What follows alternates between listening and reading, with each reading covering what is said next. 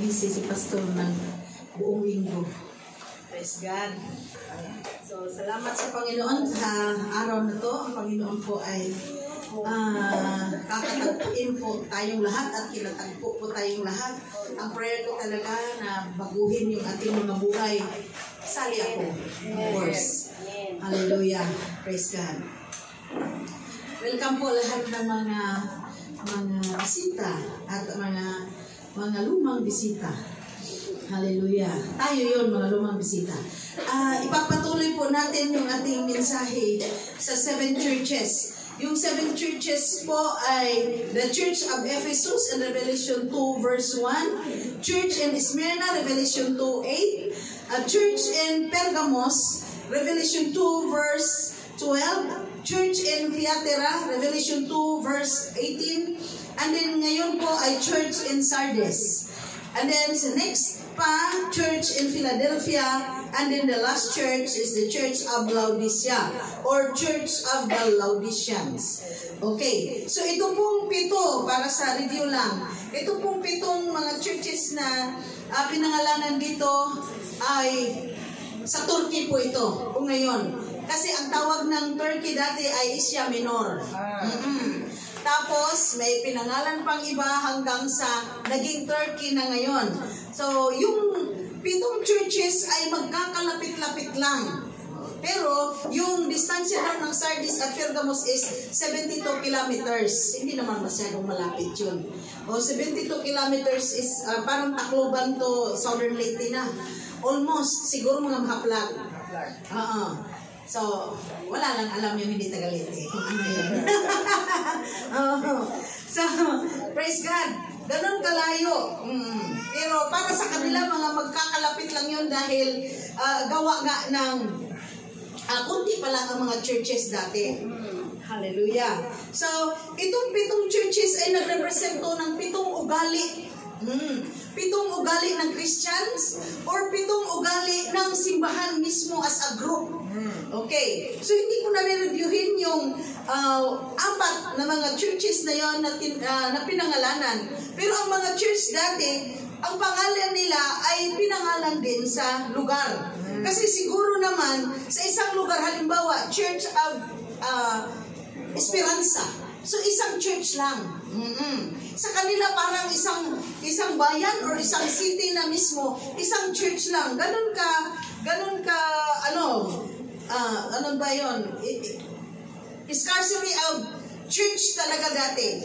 So, ngayon, sobra-sobra. Marami tayong churches, pero minus yung laman.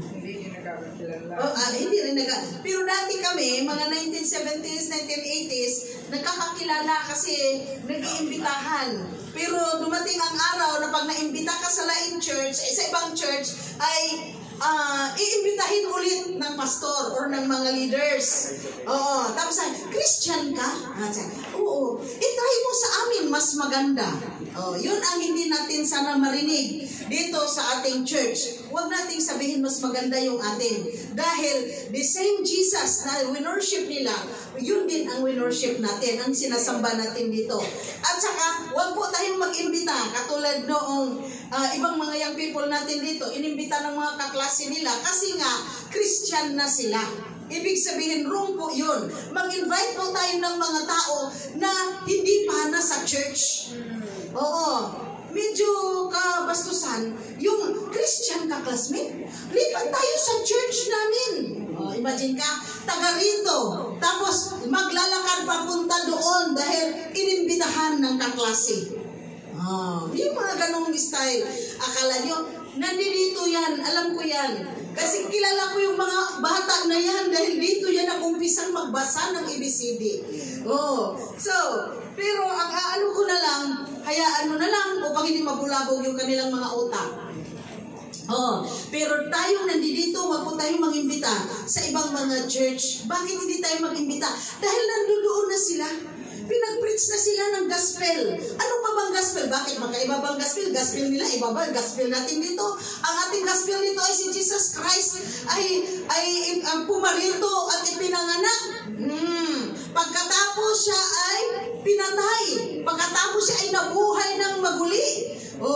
Nung nabuhay siya tapos,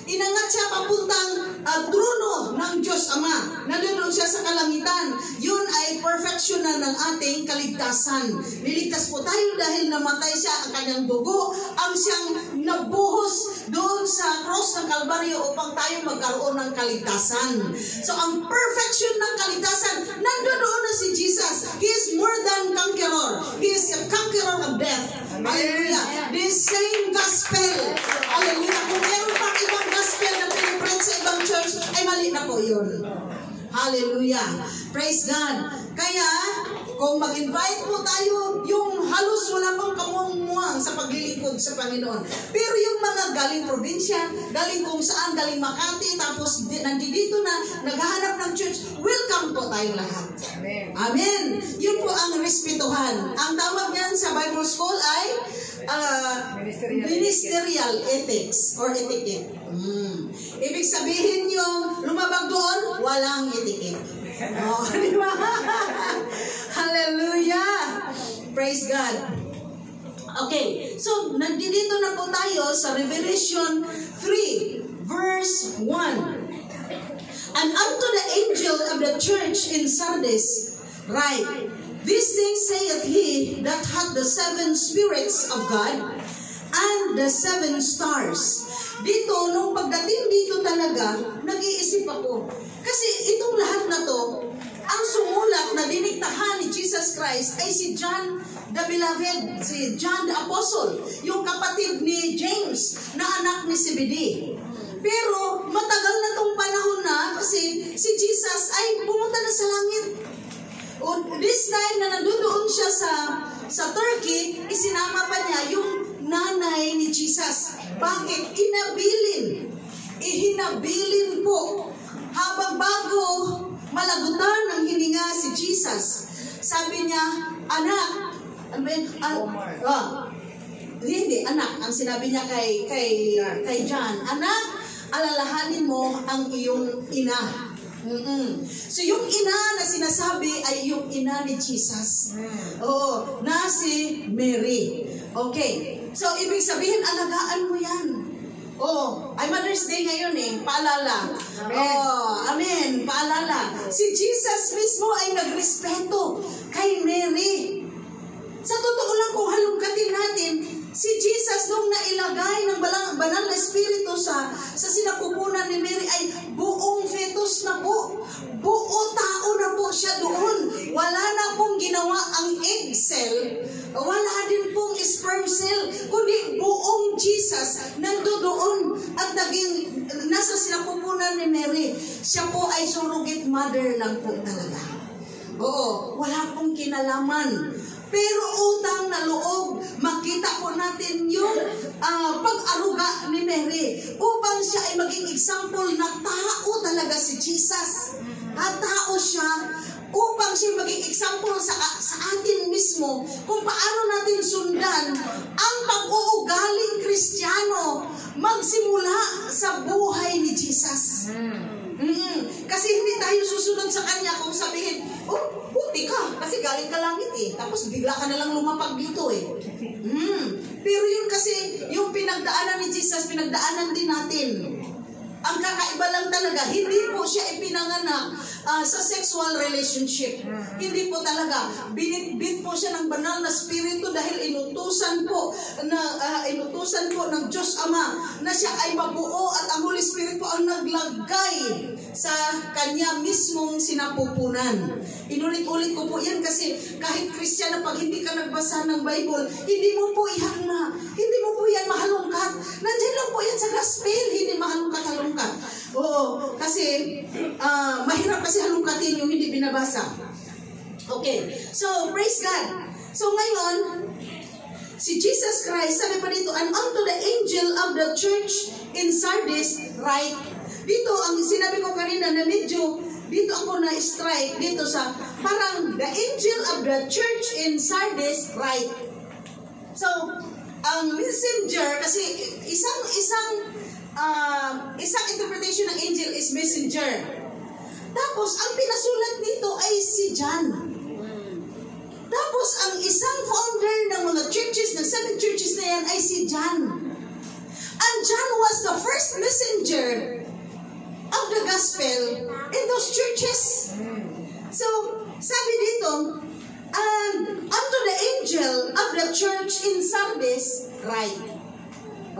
Ang physical na nagsulat ay si John. Ang iba ding interpretation itong angel ay sinasabing the messenger or the pastor. So, posibleng si John ang ibig sabihin dito, you are the in charge and you are the messenger and you are in charge of the church of Sardis, you write this down. Hallelujah. Minsan kasi ang word of God minsan hindi natin i-interpret ng literal.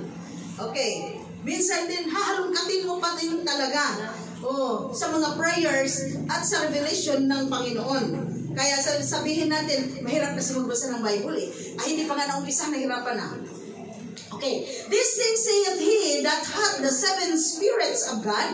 Ito ang sinasabi niya na merong 7 espiritu ng Panginoon and the 7 stars. At merong 7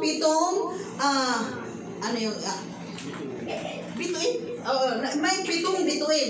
Actually, dito sa Revelation 1 verse 20, the 7 stars are the angels of the 7 churches. So, itong angels of the 7 churches, in-explain ko na kanina, and the isang meaning ng angel is the messenger or a pastor. Okay, and the 7 candlesticks which thou sawest are the 7 churches. So, merong tagabantay ng church, may in charge sa church, at ang candlestick mismo ay ang church. At, dito, ang Sardis daw, dun sa history, ang Sardis was a wealthy city. Napakayaman na syudad. Mayaman na lungsod. Hallelujah. Pero hindi ko na ito habaan ha. A combination of easy money and a loose of moral environment. Mayaman na syudad, mayaman na city, pero it was a combination of money, easy money, and loose of moral environment. Maraming pera doon, matabang lupa doon, maayos sa lahat ng mga businesses. Pag nag-umpisa ka ng business doon, yayabong. Pero naging masama ang mga ugali at naging masama ang kanilang mga kilos at galaw. Mga nagkakasala. Ito po ay nag-represent din minsan pag yumaman ang church. Hindi naman yayaman ang church na ang yumaman isang tao lang, kundi halos lahat may magandang hanap buhay. May maraming mga businesses na talagang yumayabong. Ang mga anak naging mga professional na business, tapos meron pa silang mga career. Hallelujah. So maganda na ang mga buhay. Darating ang araw na unti-unting maganda ang buhay, unti-unti ding nawawala ang purity. Unti-unti ding nagkakasala ang mga tao sa church. Bakit? Nasubrahan sa kabisi sa hanap buhay. Minsan din, hindi na pwedeng sawayin sa pastor. Bakit? Kasi mayaman kayo Di ba nakakahiyang sawayin ang mayaman? Kasi, alam mo na, baka suhulan ka. Ang pastor, wag ka nang maingay pastor, 1 milyon. Diba yung mga ganun tapal-tapal system? Magbitbit ako dito ng partner ko, puro kami babae. Wag kang maingay pastor, meron akong 2 milyon bigay sa'yo. Hindi na maingay, sige preach na lang ng matiwasay. Meron akong partner dito, puro kami lalaki. Kasal mo kami pastor, may bayad, 5 milyon. Ganun na kasama pag dumating ang araw na mayaman na.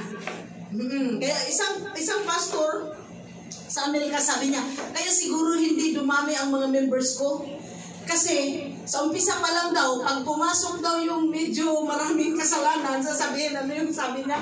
O, nandito na naman itong mga masasamang tao. Agad-agad daw yung nire-rebuke, agad-agad, pasok pa lang. Dito na naman itong mga masasamang tao. Kaya hindi daw siya naging mega church. Pero 100 katao lang naman ang nabuhay sa kanyang ministry. Namatay pagkatapos nabuhay, including his isang anak at kanyang asawa.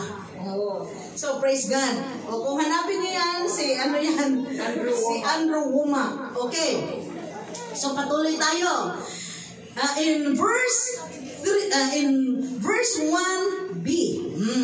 This thing says, he who has the seven Spirit of God and the 7 stars. Okay, 7 is the number of completeness in the Bible. So, pagdating ng 7, kumpleto na lahat. Pagdating ng 7 days, kumpleto na ang ginawa ng Panginoon. Oo. So, kaya pagka 7th day, siya ay namahinga. And then, Jesus holds the fullness of the Spirit of God. Siya po ang humawa. Siya po, nandyan po sa Kanya, ang, sa Bisaya, pagkinatibuk-an sa Espiritu sa Diyos. O kabuuan ng Spirit of God. And the fullness of the church. So, nandyan, hawak ng Panginoon ang buong churches. O kasi isang church lang ang tingin ng Panginoon sa atin with 7 characters. Iba-ibang mga ugali, 7 ugali ng church. Hallelujah. At nandito na tayo sa pang-5 ugali. Jesus has the fullness of the Holy Spirit in Himself. Hallelujah. And He has the Holy Spirit in fullness to give to the church. Amen. Hallelujah. Nandoon sa Kanya lahat ng power of the Holy Spirit. At itong Holy Spirit na to ay ibinibigay ng Panginoon sa church. Pero bakit hindi naging powerful ang church? Kasi hindi natin kayang i-contain sa ating pananampalataya at sa ating puso. Kasi it requires holiness. It requires purity. Kaya hindi tayo nagbabago. Kasi kailangan ng Holy Spirit, papasok siya sa atin. Kailangan sumunod po tayo sa salita ng Panginoon. Example lang. May asawa ka, pakasal ka, tapos. Gusto mo mag-boyfriend, kailangan boyfriend, hindi girlfriend. So, mga ganyan. Yung iba, magpatigas na lang. Kasi, mahal ko to mahal ko to, puro kami lalaki, mahal ko to. Wala tayong magagawa dyan. Paano tayo baguhin? Paano tayo gamitin ng Panginoon kung hindi natin baguhin? Kailangan maging susceptible tayo sa change na gagawin ng banal na spirito sa mga buhay natin. Dito na tayo sa magaang-gaan. Pag single ka, be not unequally together with unbelievers. Sabi naman, ay kailangan kong mag-boyfriend kasi may kaklase ako, hindi Christian. Okay na. So, paano magbago? Yun ay mga nakikita lang na mga samples. Pero sa ating mga buhay, mayroon pang mga maliliit na mga bagay na i-change ng Panginoon sa mga buhay natin. Hallelujah! Paano tayo mapagkakatiwalaan ng Panginoon sa banal na spirito kung hindi tayo mapagkatiwalaan sa pagbabago ng ating mga buhay? Imposibleng hindi tayo baguhin ng Panginoon. Gustong-gusto ng Panginoon mabago tayo. Kaso lang, hindi natin kakayanin. Kasi wala tayong panahon na mag-study ng Word of God at ayaw din natin dahil komportable na po tayo sa ating mga buhay. Hallelujah! Sana maging discomfort natin. Hallelujah! Ang salita ng Panginoon upang makapasok ko siya. Upang alisin natin yung mga sarili nating mga laman, sarili nating mga kaisipan at ilagay natin ang salita ng Panginoon upang makakilos ang banal na spirito kasi si Jesus mismo ang humawak. The fullness of the church daw ay nasa Kanya. And then nasa Kanya ang banal na spirito, ang power of the Holy Spirit, and the fullness of that power But Jesus really wanted to give it to the church. And it was given already. Binigay na ng Panginoon. Ang sabi ng mga members, nasaan na, Lord? Oh, parang abstract lang, no? Binigay, tapos parang wala. Oh, wala po. Hindi natin maramdaman kung hindi po natin tatanggapin buong-buo. Hallelujah. Tanggapin. Lord, tinatanggap kita, Panginoon. Tatanggapin ko, Panginoon, ang banal na Espiritu. Baguhin mo ako. Ayan, mag-umpisa ng pagbabago. Balik ko to, ha. Sabi ko doon sa isang babae, Bible study tayo, Oh, so nag-confess na siya na ganito.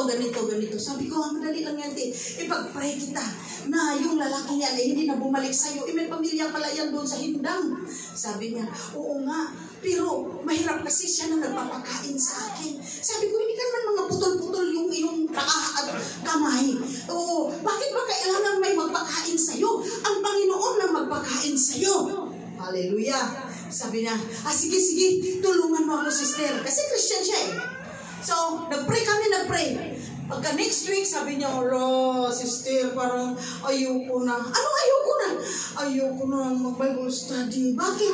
Para wala na ng pagmamahal sa akin yung lalaki. Buti nga na nawalan na. Mabuti nga upang siya ay umuwi sa kanyang pamilya. Hindi siya biyudo eh. Sabi niya, ay, hindi pwede kasi siya yung nagpagawa ng patubig ko. Siya nagpagawa nitong bahay na malaki. Willing bang mabago? Hindi, kasi takot tayong mawalan. Pag yan nawala lahat sa atin, kasalanan yan eh. Ang Panginoon ang magbigay kung ano man ang ating pangangailangan. Palakpakan ko natin ang Panginoon. Hallelujah. Kasi, siya ang may-ari ng lahat eh. Huwag nating ismulin ang kapangyarihan ng Panginoon. Pag talagang 100% po tayong manalig sa Kanya, siya din po ay 100% na mag-support sa atin. Okay, tama ka nga pa. Sabi niya, nagsusulat ako, sabi niya, igaganon mo yan. Tama. Kasi nung nasa baba na sinabi. Ay, naku Lord. Hallelujah. So, in Revelation 3 verse 1, Revelation 3:1c, bali paubos na yung ating verse. What Jesus knows about the Christians of Sardis. So ano daw ang nalaman ni Jesus doon sa Christians, sa church ng Sardis? Sabi niya dito sa verse 1 pa rin, I know thy works. Alam ko ang inyong mga gawa. That thou hast named, that thou livest. Pero ang sabi ng Panginoon, pero kayo ay patay. So, ibig sabihin, walang natago sa ating Panginoon. Kahit anong gagawin pa nating tago, according to Jeremiah 23 verse 24, can any hide himself? Hanggang doon lang ako kasi hindi yun ang ano natin. So, can any hide himself? Wala pong maitatago sa harapan ng Panginoon. Hallelujah. Kaya, ang sabi ng Panginoon, I know your works. Nakikita ko at alam ko kung ano yung pinaggagawa ninyo. Nakikita ng Panginoon kung anong pinaggagawa ko. Hallelujah. Okay. And then, that you have a name. Wow, may reputation. Isa sa ayaw ng Panginoon na wapo or maganda tayo sa labas, pero dito sa loob ay hindi tayo maganda. Hallelujah. Kaya isang example ko nga lagi na sinasabi ko, alagaan yung mga anak ninyo dahil babalik sila sa inyo. Kasi alaga-alaga kayo ng ibang mga anak, hindi yan bumabalik sa inyo kasi may mga magulang yan. Hallelujah. Kasi minsan sobra tayong concern mga, what about your child? What about your children? Kasi minsan, kung sa Bisaya, pag-isumhan na sa ilang mga anak, kabulingit o nawong, so kung kaya naghahanap ng ibang mga anak, hindi ko yan babalik sa inyo, may sarili po silang mga magulang. Ibig sabihin, bakit na-shift doon? Kasi para bang ang bait mo sa iba, hindi ka mabait sa sarili mo. Hallelujah, amen. Amen. O care na care ka sa iba, what about your family?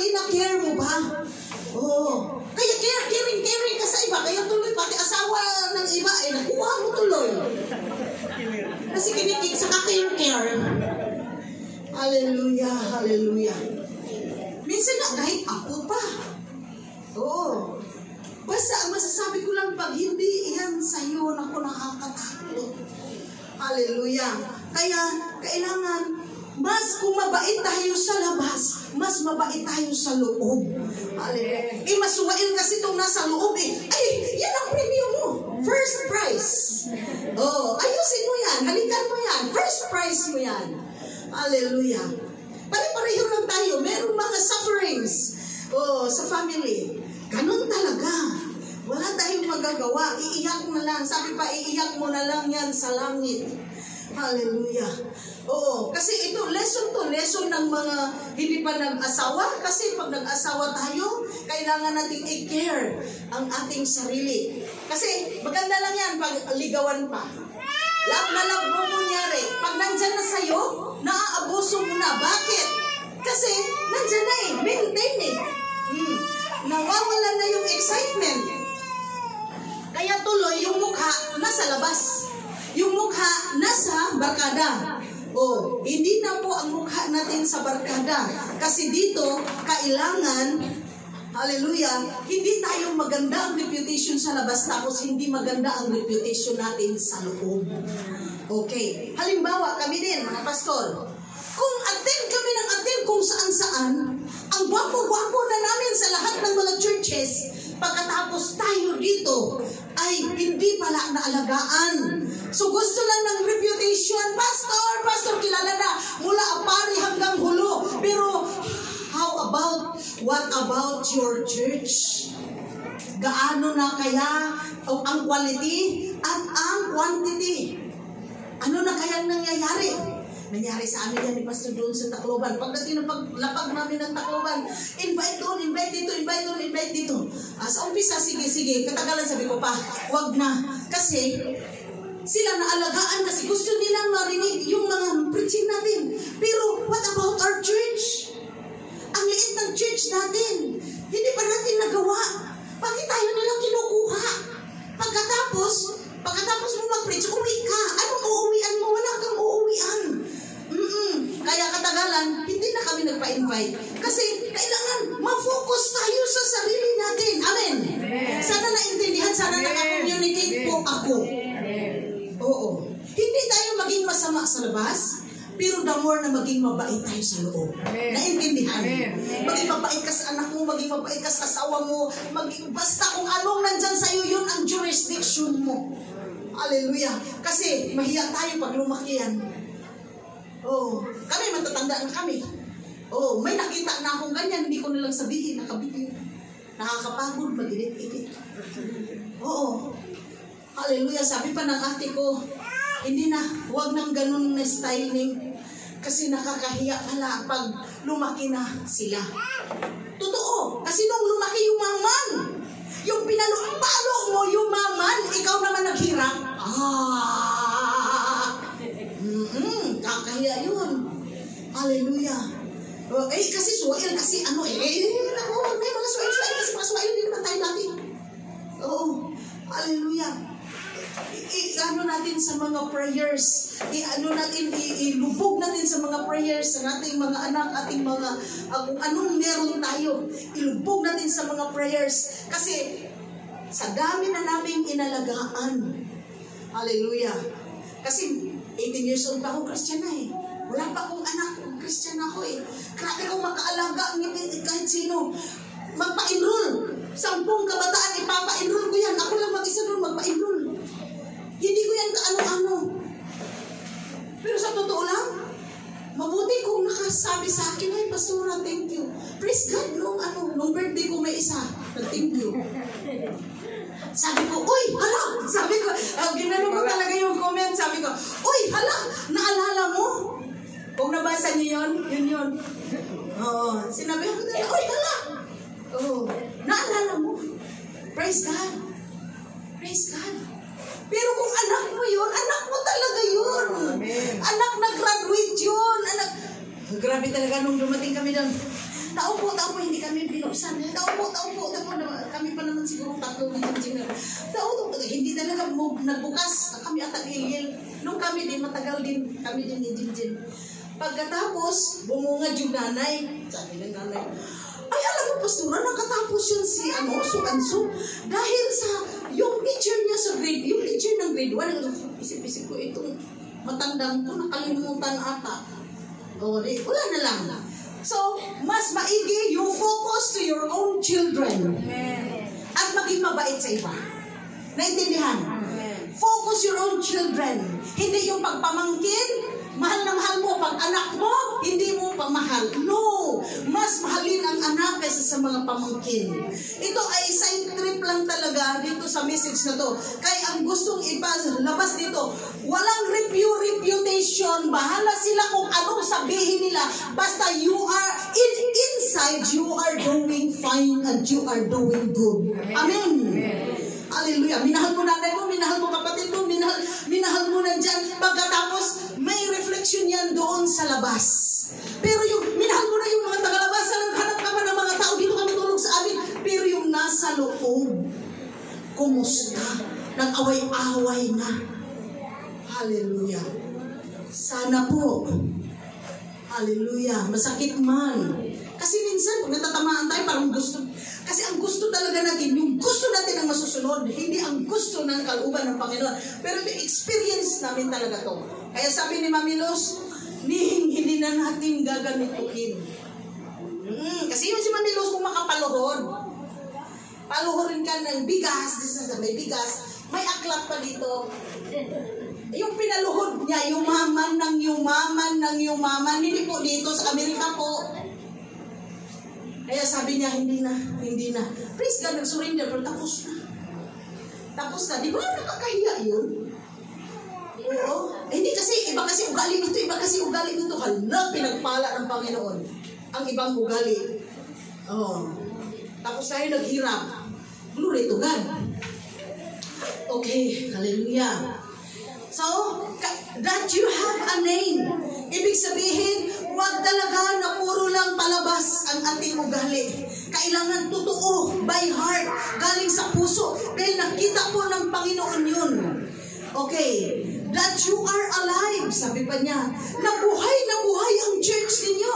Buhay na buhay ang paglilingkod natin, application. With life and vitality. Wow! And then, everything seems alive and good, meaning it was a busy church. Oh, busy church ang Sardis. Marami daw silang mga meetings. Ito ay sa church history. Ang mga committees galore, publicity dito, publicity doon, mga seminars dito, seminars doon. Hallelujah. Hindi ko tulog ang church na to. Praise God. Pero, sa verse 1 pa din. Sige, be. Sama mo muna, be. Okay. What Jesus is against the church at Sardis, sabi niya, but you are dead. So dito ha, I know thy works, that thou hast a name, and then thou livest, ikaw ay buhay na buhay, pero ikaw ay patay. Patay sa harapan ng Panginoon.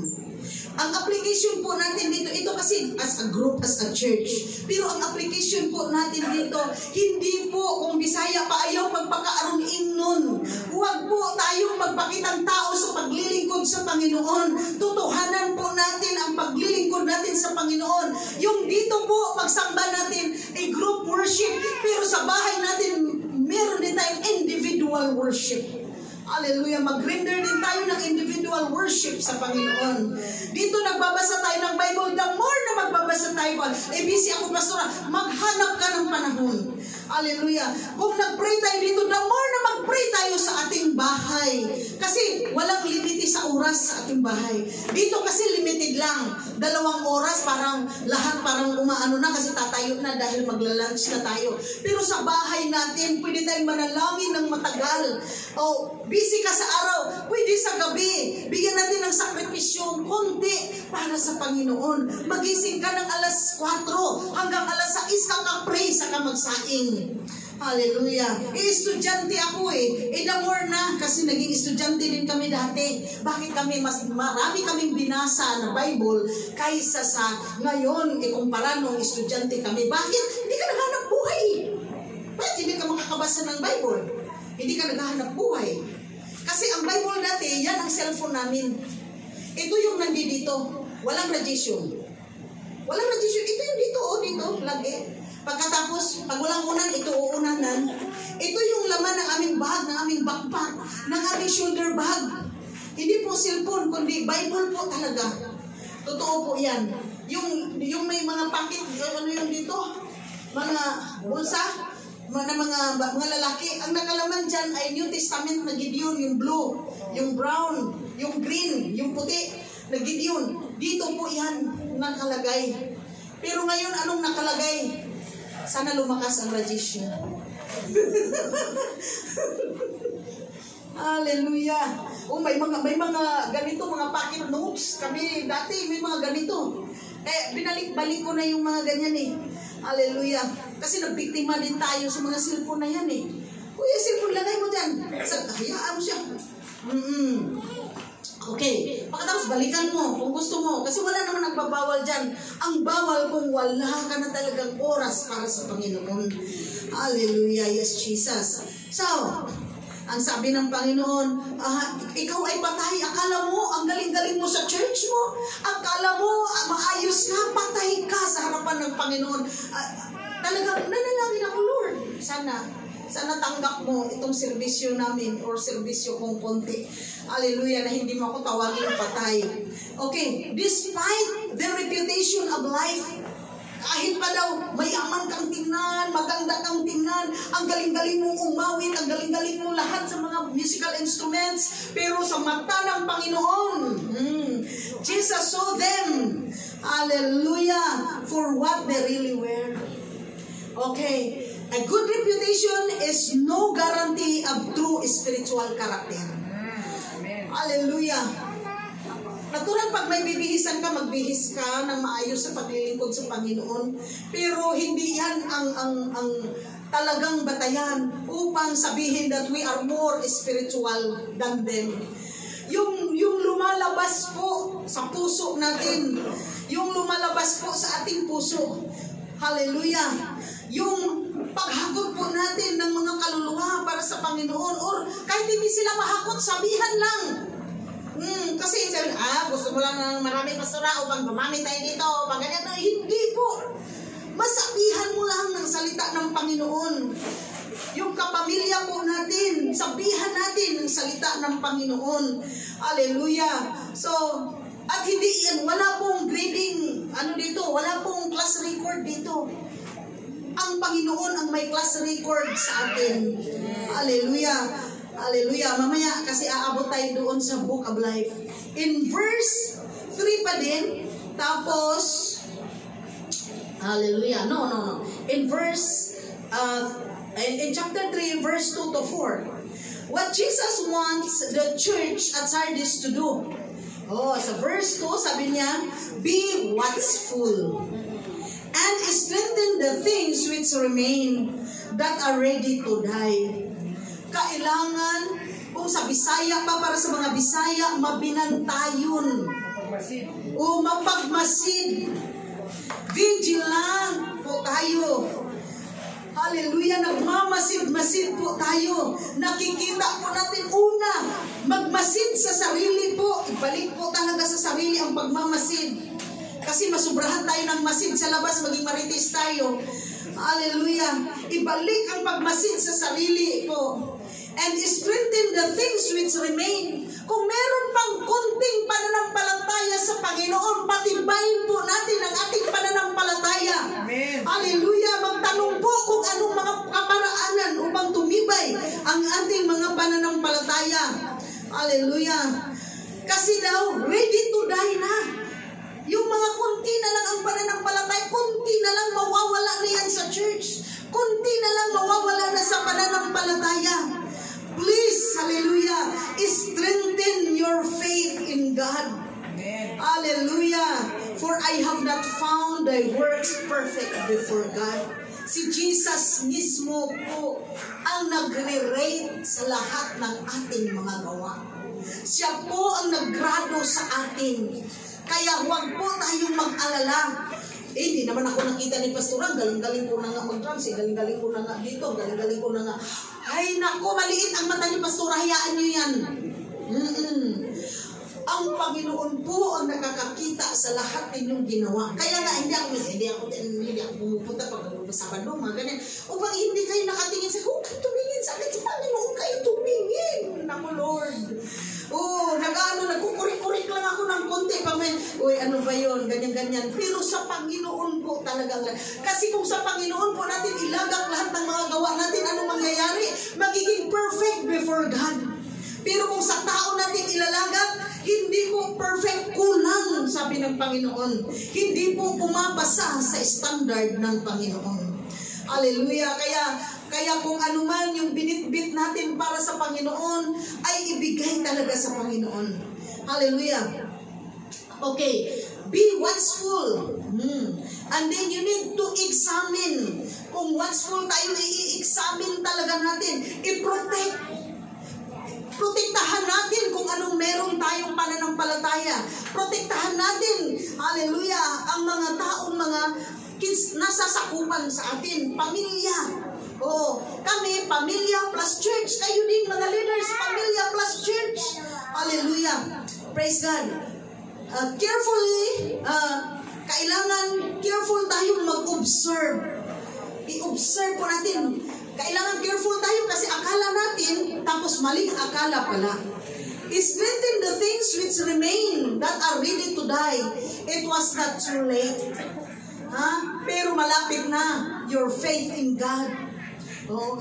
Because they are overconfident. Bakit daw nagkaganon? Kasi sa church history, wag maingay mga bata. Sa church history, they are overconfident dahil mayaman sila. Mayayaman ang mga tao sa church kaya confident sila. Hindi sila masita-sita. Siguro kung ako nandoon, wala akong member. Kasi pagpasok ay maganda yan, magaling mag-preach. Pagdating, ako natatamaan agad, alis agad. Ano pa naman? Hallelujah. Okay. Kaya hindi tayo maging overconfident kahit yayaman po tayo dito, utang na loob. Darating ang araw kasi yayaman tayo eh. Amen. Darating talaga ang araw, darating ang panahon. Kasi sa mga anak pa lang, nag-aaral yung mga anak eh. Hallelujah. Ilang taon lang, siguro aabot ng 10 years, siguro 3 hanggang 5 doktor na ang CLC fan. At hindi pa natin alam na may biglang mga doktor na sasama sa kanila at sila ay maging Christian agad. Itong sinabi kong mga 5 hanggang 10 doktor, yun ay mga homegrown dito sa atin. Yun ay kasama natin sa sufferings. Kasama natin sa renovation. Hallelujah. Pero may sasama pa yung mga kaklase sa kanila at pupunta dito. Kaya yayaman. At hindi lang magdodoktor, maraming mga courses. At maraming maging mga businessmen and businesswomen. Amen. Amen. Hallelujah. At marami pang papasok. Hindi tayo maging overconfident kung payayamanin tayo ng Panginoon. Hindi tayo maging overconfident kung matalino tayo. Hindi tayo overconfident kung maganda tayo. Level ang pagtingin ng Panginoon sa ating lahat. Hallelujah. Hallelujah. Palakpakan po natin ang Panginoon. Oh, glorify your name, Lord Jesus. Hallelujah. Kailangan mapagmasid po tayo. Kailangan i-examine po natin. Hallelujah. Yung mga sarili natin.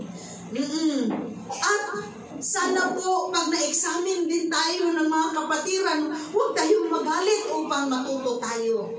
Praise God. Kasi minsan, maganda din mag-examine ang mga marites. Oo. Kaya nga minsan sana, ay yan si marites yan, si marites yan.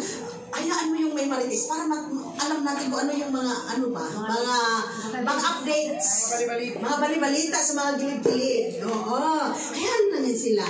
Oo. Basta hindi tuluyang na marites kasi magkasala na din. Okay, next. Remember, therefore, how thou hast received and heard. Ito may instruction ang Panginoon.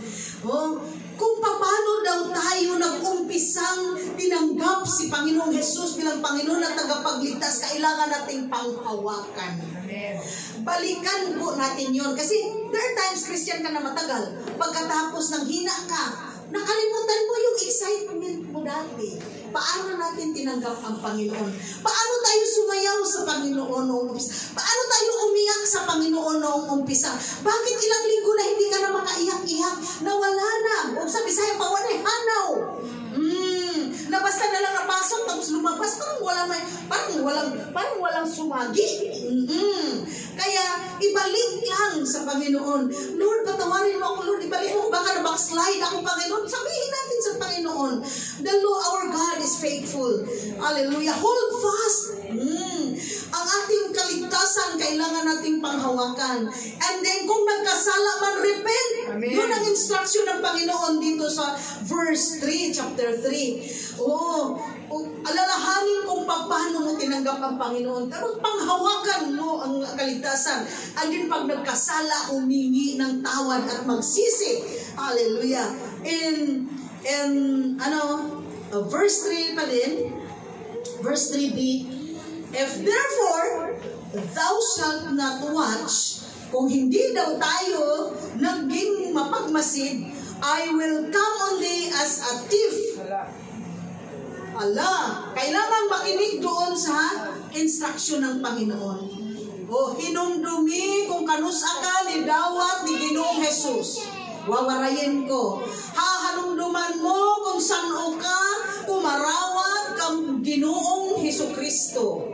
Alalahanin mo kung kailan ka tumanggap kay Panginoong Jesus. Pagkatapos, imugon itong kakaptan ng duro-duro. Hallelujah. Hold fast. Hallelujah, of your salvation. If we commit sin, repent. Hallelujah, in the name of Jesus. Bakit? Baka daw darating si Jesus na parang magnanakaw. Basig mo abot si Ginoong Jesus na murang kawatan.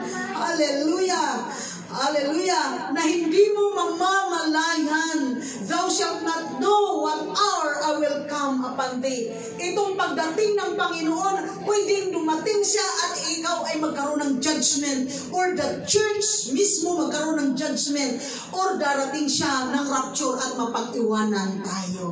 Kaya i-correct na po mga kabataan, huwag na libing-libiin, mag-asawa na kayo. Hallelujah. Baka kasi mapag-iwanan tayo ng rapture. Hallelujah. Mura lang pakasal doon sa doon sa City Hall. Mura lang yan. Hallelujah. Magpakasal po sa City Hall. Praise God. Hallelujah. Kasi pangit ang ugali. Hiwalayan mo na. Pangit pala ugali niyan. Bastos yung lalaki niyan. Hiwalayan mo na yan. Galit na ako sa lalaki niyan. Bababaitan, pastora. Huwag mong hiwalayan. Wala akong maibigay sa iyong mabait. Mabait na pala yan. Pero pag alam mo na wala kang future dyan, iba ang ugali, madamot sa'yo, nako. Alisan mo na. Alitan mo na ng afam. Afam na naman. Lalayas na. Praise God. Hallelujah. Bakit? Kailangan natin i-correct ang ating mga sarili. Bakit? Kasi anytime soon pwedeng dumating ang judgment ng Panginoon. Anytime soon pwede tayo mamatay. Anytime soon pwedeng bumalik si Jesus. Hallelujah, sa rapture. Naintindihan? Palakpakan natin ang Panginoon. Kahit masakit, sige lang. Sa next Sunday, masakit na naman. Sa next Sunday, masakit na naman. Puro sakit. Kaya, gawin na ang nararapat. Okay. Praise God. In verse 4, thou hast a few names even in Sardis. Sa church daw nila, meron po kunti na lang talaga, which have not defiled their garments. Meron daw po kunti na hindi nagkasala. Meron daw kunti na hindi nadumihan ng kasalanan. Na kahit pa nang ginawang kasalanan dyan, dahil mayaman sila talaga ay naging faithful sa paglilingkod sa Panginoon. Praise God na meron pa. And they shall walk with me in white. Hallelujah. Praise God. Yung mga bahala na kung anong mangyari, talagang paglikuran ko ang Panginoon, sabi ni Jesus, they shall walk with me in white. Amen. Si Jesus mismo ang magbihis sa atin ng puting-puti na damit. Damit yan na banal na damit sa ating buhay. Hallelujah. Because they are worthy. Ang worthy daw, ang karapat-dapat lang dito, yung hindi nabahiran ng kasalanan na kahit maraming kasalanan. Halimbawa, ang daming nagsabo dito, ikaw hindi ka nagsabo. Yun. Hallelujah. Ang daming negosyante sa labas, hindi ka bumili. Si Kuya Lito, muntik na, pinabili daw si Kuya Lito eh. Buti na lang, hindi nakabayad si Kuya Lito. Nandoon si Raymila, sabi, Kuya Lito, tara na! Kasi bibintahan na sana, akala nila kasamahan nila. Pag ganun nila, oh, sana kinuha ng tapong sa kanal. Okay. Kahit anong gawa pa na masama ay hindi ko nabahiran, you shall walk with Jesus in white. Bakit daw? Because you are worthy. Dahil ikaw ay karapat-dapat na isama ng Panginoon. So in verse 5, he that overcometh the same shall be clothed in white raiment. Sige, yung kunti na hindi nabahiran ng kasalanan, makinig. At yung naka-overcome sa kasalanan. Pag sinabi kasi naka-overcome, posibleng may temptation talaga, pero pilit mo talagang inilabas ang iyong sarili sa temptation, so you are an overcomer. Naintindihan? Or nagkasala, but you overcame. Hindi na, umalis ka sa kasalanan, and then you overcame. Naka-overcome ka sa lahat ng mga karumihan sa sanlibutan. So, yung kunti, yung kukunti na hindi nabahiran, at yung mga overcomers, anong gagawin ng Panginoon? I will not blot out His name out of the book of life. At dadamitan pa rin ng Panginoon ng puti. Ibig sabihin, gawin banal ni Panginoong Jesus ang mga taong nakalabas galing sa karumihan or galing sa kasalanan. Kaya huwag po tayong makondem. Ano yung kondem sa Tagalog, Bisaya? Kondina. Makondina. Parang ano lang. Oo, sige, pwede na. Huwag tayong makondem, huwag tayong makonsensya, maganggaan. Huwag tayong yung bang parang nabahala na makasalanan ka pa din. Pag nakalabas ka na galing o mabalisa, nakalabas ka na galing sa kasalanan, ikaw ay dadamitan pa rin ng puti ng Panginoon. Huwag kang bumalik doon sa marumi kasi puti ka na. Amen. Huwag katulad ng baboy dati. Ngayon kasi ang baboy nasa ano na, bibiri na eh. Dati kasi yung baboy kahit saan, pagala-gala. May nakasunong na dito, naghahanap pa talaga. Oo. So, huwag ganun. Kundi tayo po ay dadamitang muli ng Panginoon pag tayo ay bumalik po sa Kanya. At hindi po i-erase ng Panginoon ang ating pangalan sa aklat ng buhay. Hallelujah! Alam niyo bang may aklat ng buhay? Amen. Sana nawa, ha? Book of Life. Yung Book of Life na yan ay na-mention niya ng maraming beses sa Bible. Hindi ko na nga isinulat yung iba sa dami. Praise God. Book of Life na-mention yan sa Revelation 20 verse 12, Revelation 20:15, Luke 10:20, Psalms 69 verse 28, Exodus 32 verse 33, at marami pang mga verses about the Book of Life. At meron pang sinabi sa Revelation, may maraming aklat, at yung isang aklat ay Book of Life. Ang Book of Life po ay maisulat ang ating pangalan noong kinatagpo tayo ng Panginoon at tinanggap natin siya bilang Panginoon at tagapagligtas. Alalahanin mo, kailan kaya ako tumanggap kay Jesus bilang Panginoon at tagapagligtas? Hindi po relihiyon ang iyong tinanggap po utang na loob. Ay, pumasok ako sa CLC Pani, nakatanggap na siguro. Hindi ka nakatanggap noong pumasok ka. Noong tinanggap mo at ikaw ikaw mismo nagsabi, Panginoong Jesus, tinatanggap kita bilang Panginoon at tagapagligtas ng aking buhay. Saka ka pa nagkaroon ng kaligtasan at naisulat ang iyong pangalan sa aklat ng buhay. Kung kailan yun, may nakasulat na. Ako, February 6, 1987, hapon, mga alas 6 ng hapon, sa baybayin ng aming university. So kayo, saan? That's a question. Pag mga lumang mga Christian ang mga magulang, ang sabi ng mga anak, aywan ko, kailan ako tumanggap? Nakakatakot tuloy. Yung iba naman, aywan ko, baliwala lang kasi. Pumasok lang kasi sa church kasi may crush. Huwag ganon, i-correct. Kahit pa may crush, i-correct na ito, hindi na sa crush para sa Panginoon na to. Buti na lang, kunti lang lalaki din sa atin. Kunti na lang, nagsialisa na eh. Para walang kakrashan. Hallelujah. Minsan may papasok na mga lalaki at nakaganon, nakamasid-masid. Ako ang kontra nila. Ba't ka nandito? Nagnanakaw ka ng dalaga? Huwag mong nakawin dalaga namin dito. Ganyan agad si pastora eh. Huwag mong nakawin. Hindi pa pwede. Sabi ko, kasi hindi apam. Ay, oo naman. Bakit? Bakit? Bakit galit tayo? Hindi. Pag Christian na Christian, mabait, bonus ang apam. Kung hindi apam, basta mabuhay ka rin. Bakit? Sino ba ditong nanay at tatay na gustong ibigay ang kanilang mga anak upang magutuman? Brad Sindri, gusto mo ba yun? Hindi talaga. Praktikalan yun. Oo. Kasi ang iniisip, basura kasi iba-in mo. Walang magulang na gustong ipamigay ang mga anak nila upang magutuman. Kaya meron talaga, maganda yan kasi may trabaho yan. Maganda yan kasi graduate yan. Natural! Bakit ba siya? Kasi daw hindi social climber. Maganda yan kasi nag-adik yan. Okay yan. Maganda yan kasi construction worker yan. Tapos sobra patay-patay ang trabaho doon. Imagine, kaya ka maawa sa anak mo. Ako, awang-awa talaga ako sa anak ko niyan. So natural, nangangarap tayo. Ako pa, magulang din ako, nangangarap din ako. Hindi pala natin maabot-abot yung mga anak ko. Hindi talaga.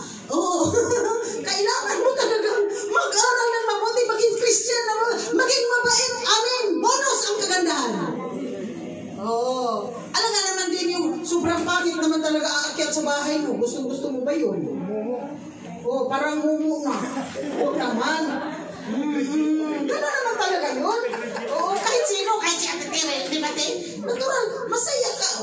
I-compare. Masaya si Ate Tere sa lahat ng mga anak. Pero compare talaga na dumating ang mapangasawa nila, natural, mas masaya tayo. Labi, nagmakaaputi, Tere, the blue mata. Natural. Tapos nakita mo, ang bait pala, marunong makisama. Gusto ko yun. Pero pagdating naman, kahit apang tapos bastos, pauwiin mo yan. Kung wala kayong in-English dito sa amin, in-Englishan ko yan ng pauwi. You go home. You go home where you belong. Hallelujah, hallelujah. Praise God. So, matatapos na po tayo. So, Book of Life.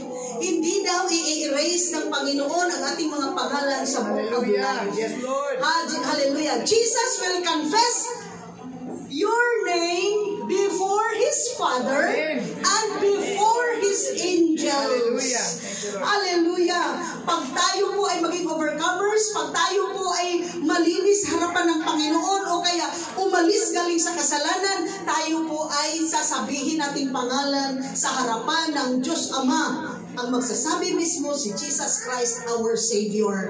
At sa harapan ng mga anghel. At anghel mo, kasi meron tayong anghel de la guardia. Most probably dalawang anghel sa isang Christian. Sasabihin ni Jesus ang iyong pangalan. Praise God. Tumayo po tayong lahat. Hallelujah. Blessed be your holy name, O Lord Jesus. Blessed be your holy name, O Lord Jesus. Hallelujah. Thank you, Jesus. Thank you. Yaraharada sakalarada shende yakalara marabahanda yakarada. Yung gustong mabaptize ng Holy Spirit, si Jesus po ang nagbabaptize, kaya you can speak in tongues.